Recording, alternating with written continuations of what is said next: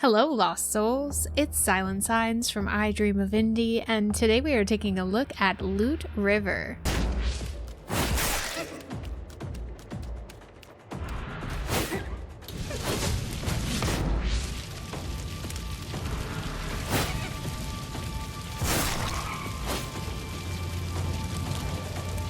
This is a procedurally generated action roguelike title with a little bit of Tetris thrown in there for spice. And I know what you're thinking, you don't even have to type it in the comments. Tetris and roguelike, those don't sound like things that go together. Well, typically I would say they do not. However, in this title, you are actually shifting the ground beneath your feet in order to travel from island to island in various locations. You can move and maneuver nearly any of these rather familiar looking block-like land masses that you land upon in Loot River, and you'll have to move them around one another in order to successfully navigate the map. That, my friends, is where the similarities to Tetris end and the roguelike elements begin. Because it is procedurally generated, each of your attempts are going to look a little bit different, but the long and the short of it is you are going to be starting at level 1 each time. In these dungeons, you'll face off against a number of different types of beasts and enemies. Some will have powerful weapons, while others will have magic. Of course, you're not going into these battles unprepared either. You have weapons of your own, as well as spells that you can collect. Killing enemies allows you to level up your character, which in turn grants you a skill point.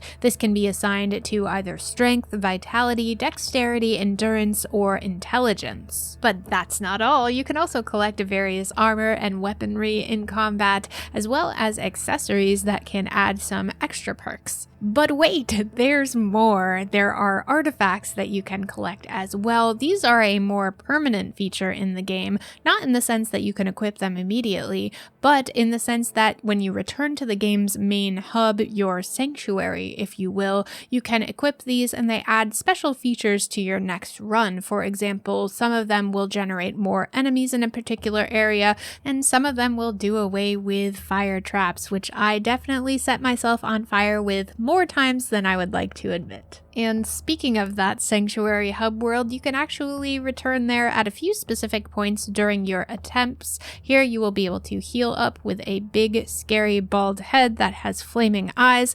Not sure why that's the healing point, but it is. You also have the option to purchase both weaponry and armor using your knowledge that you gather in battle. Unfortunately, if you don't use your knowledge, you lose your knowledge, and at your next death, it will all be gone and you are back to square one with that as well, which I guess is a great metaphor for real life because I certainly don't remember how to do trigonometry. One last thing I wanted to touch on in this sanctuary world is that you can invest your potions before an attempt in order to come back for them later and have them multiplied. This risk versus reward scenario I thought was a super neat way to purchase potions rather than just investing your coins into whatever shop is around. As far as the actual combat goes, you have a normal attack, you have a charged attack, and you have a parry, which if you are able to counter attack, you are able to do critical damage to an enemy. There is also a dodge and spells if you have any, and you can switch weapons if you have multiple weapons equipped at any point in time using the X button. How you strategize from there is going to depend on how you prefer to play games of this genre. Do you like to jump in head first, arms swinging,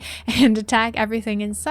Or do you prefer a more cautious approach where you can use the shifting land in your favor in order to lure out one enemy at a time and utilize their weaknesses? Do you only level up strength, or do you take a more balanced approach? All of this is up to you, and this feels like a great time to actually mention some of the accessibility options in this title. Mercifully, there is an easy mode, which I found more enjoyable as a more casual gamer. In easy mode, enemies are easier to kill and cause less damage. In addition to this difficulty modification, there are also platform guides that can be turned on, enemy outlines, screen shake can be turned on or off, and there is a colorblind mode. Even with modifications and easy mode, the game is certainly no walk in the park. It is an incredibly challenging title, at least in my humble opinion, which is certainly the nature of the genre. This is made more difficult, however, by the dodging and parrying, which wasn't always super effective.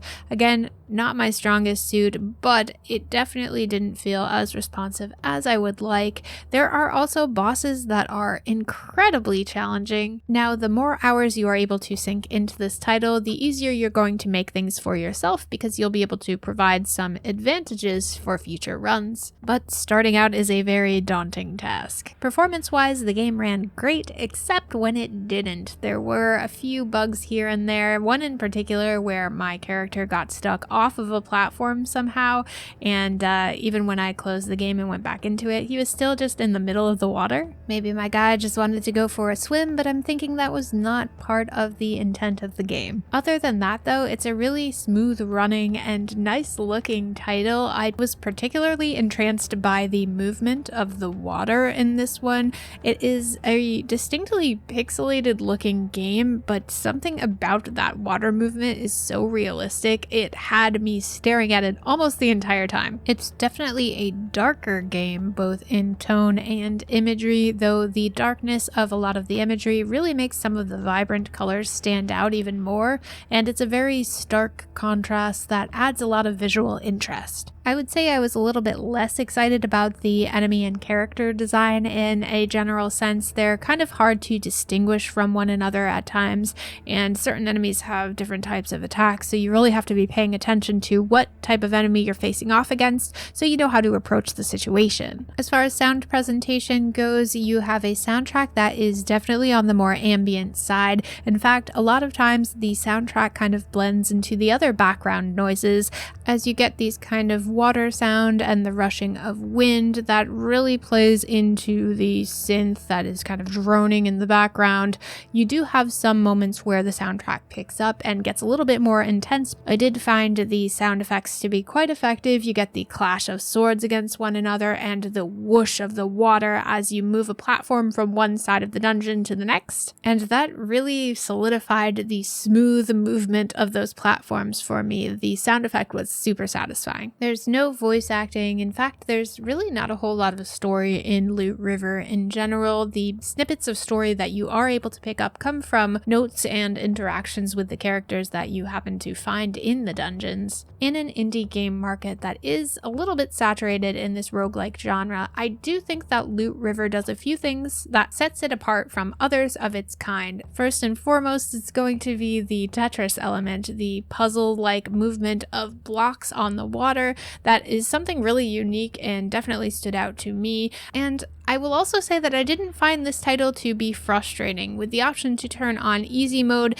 it took out a lot of the really challenging, nagging frustration of the game, and I thought that it had that one more time factor, which is what I usually look for in a roguelike. The combat isn't perfect, especially the parrying and dodging, and it's certainly not without flaws, but I do think it's worth investigating if you are a fan of the genre.